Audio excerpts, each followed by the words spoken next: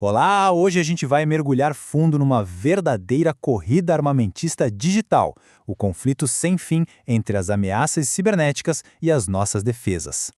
E para começar, essa frase aqui resume tudo. Ela é a chave para entender o cenário todo. É um jogo eterno de gato e rato, onde os atacantes só precisam achar uma falha enquanto a defesa precisa proteger tudo. Por isso, a inovação do lado do ataque é constante. Então, o nosso roteiro hoje vai seguir essa evolução. A gente vai começar com a primeira onda, a propagação, depois passar pela era da infiltração, o ataque invisível e o negócio da extorsão. E claro, vamos fechar vendo como a defesa moderna está reagindo a tudo isso. Vamos lá. Certo, vamos começar pelo começo, né? O primeiro grande desafio para qualquer código malicioso era bem básico: como sair de uma máquina e chegar em outra? Como se espalhar? A primeira resposta para isso foi o vírus. E a analogia com um parasita biológico é, assim, perfeita. Ele precisa de um hospedeiro, um arquivo legítimo, para se agarrar, sobreviver e conseguir se espalhar. E aqui a gente já vê a primeira grande escalada dessa guerra. Os primeiros antivírus eram bem simples. Eles procuravam uma assinatura, tipo a impressão digital do código do vírus. Se encontrasse, bloqueava. Mas aí os atacantes pensaram, e se o vírus pudesse mudar de impressão digital? E assim nasceu o vírus polimórfico. A cada nova infecção, ele alterava o próprio código. Um pesadelo para a detecção da época. Ok, então o problema de se espalhar estava, de certa forma, resolvido. Qual o próximo passo? Agora o objetivo era outro: entrar nos sistemas sem ser notado e roubar informações de forma silenciosa. É o início da era da infiltração. E a estrela dessa era é, sem dúvida, o cavalo de Troia, o Trojan. O nome já diz tudo, né? A ideia é exatamente a da lenda grega. O malware vem escondido dentro de algo que parece útil ou divertido, um software legítimo. A própria pessoa enganada abre as portas da fortaleza. E a grande força dos Trojans está na sua versatilidade. Eles são um verdadeiro canivete suíço para os cibercriminosos. Existe Trojan que cria uma backdoor para dar acesso remoto, tem o Downloader, que só serve para baixar outros malwares, tem o Banking Trojan, super focado em roubar senhas de banco, e tem o Hatch, que dá controle total da máquina em tempo real. Bom, a corrida armamentista não para. Os softwares de segurança ficaram cada vez melhores em escanear arquivos no disco rígido. Então, os atacantes se depararam com um novo problema: como é que a gente opera sem deixar nenhum arquivo para trás, sem deixar rastros?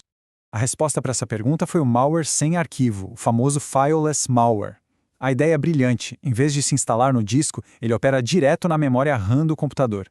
E por que isso é tão eficaz? Porque a maioria dos antivírus tradicionais foi projetada para escanear arquivos no disco. Se não há arquivo, não há detecção.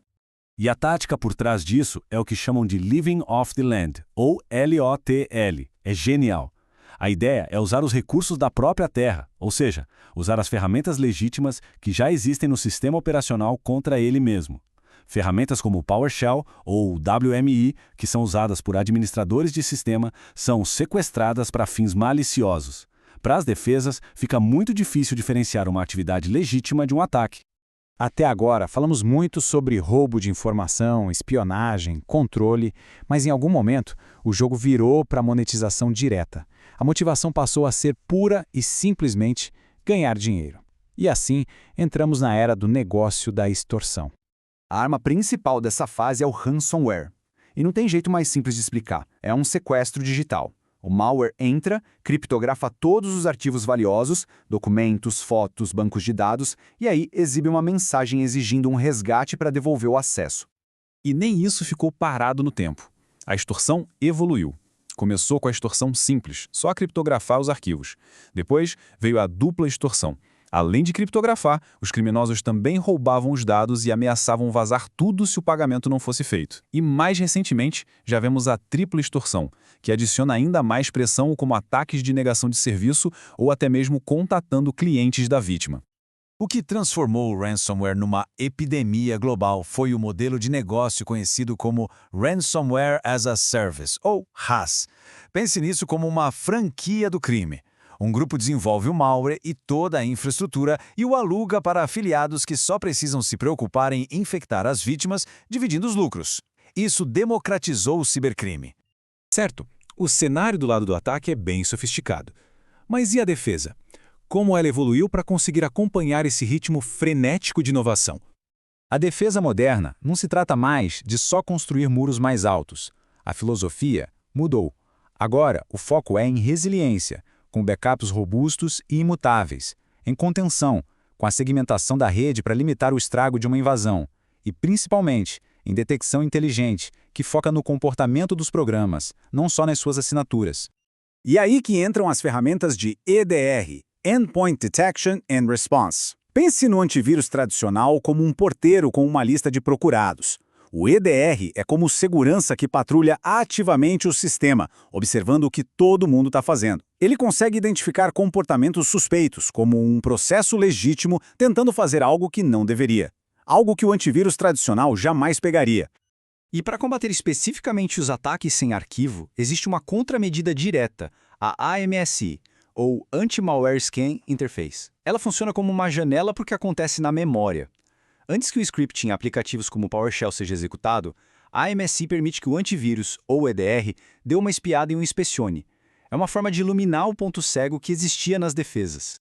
Fica claro, portanto, que o campo de batalha digital está sempre mudando.